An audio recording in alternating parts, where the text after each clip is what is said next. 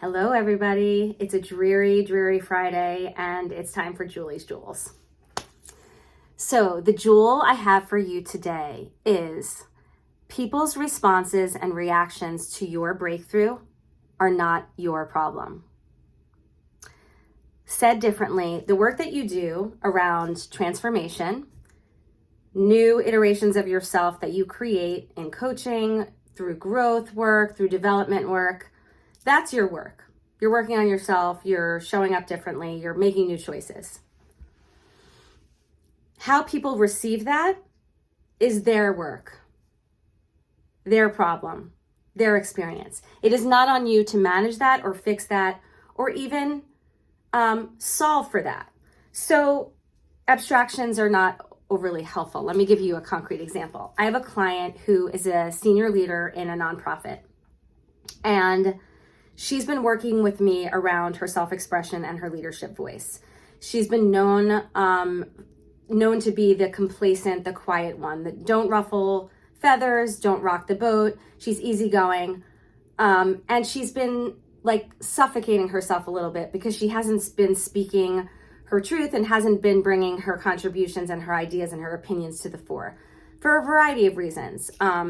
She doesn't want to, again, she's worried about the consequences of sharing. She's worried how she's going to be received. And so the breakthroughs we've created together is having her own that she has something valuable to say, and that it's worth taking the risk of speaking it because it could make a difference for herself and how she feels about herself, how she relates to herself, and also to this organization that she wants to have an impact in and leave a legacy for. So she started to speak up, and people are having a certain reaction to that. She told me about a recent meeting with her CEO and a colleague where she shared pretty passionately and directly that she disagreed with this woman on a particular strategic approach. And this other woman, this colleague, has been used to an older version of my client and was piqued and got a little passive aggressive and had a little temper tantrum, professional temper tantrum. And so my client brought this to me, and what we talked about was, this is not her problem. This is this colleague's issue. And what I mean by this is, it's not that my client cannot, work on finessing her leadership voice. There's obviously some nuance. How do you speak? How do you communicate with influence? If you really want to use your leadership voice for good, how do you make a compelling case and get people enrolled? And how do you do it in a way that's not anti-collaborative? Because she does really care about collaboration. So it's not that she can't tweak the breakthrough, right? She's really kind of owned her voice, and she's not going to stay quiet anymore. She can't. The cat's out of the bag. She can't be anyone other than who she wants to be. But she may have some tweaking and finessing to do. What is not her work, though, is to overcorrect for somebody wanting her to be the old version. This woman over here has to get on board to this new version of my client.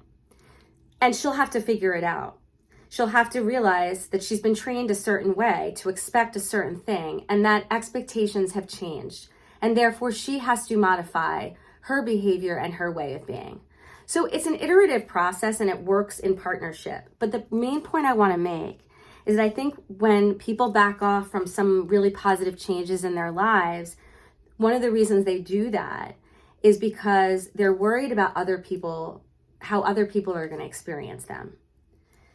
And there may be impacts, right? There may be impacts on relationships. People who loved you, who wanted to be around you because you were X, may not want to be around you anymore because you're now Y.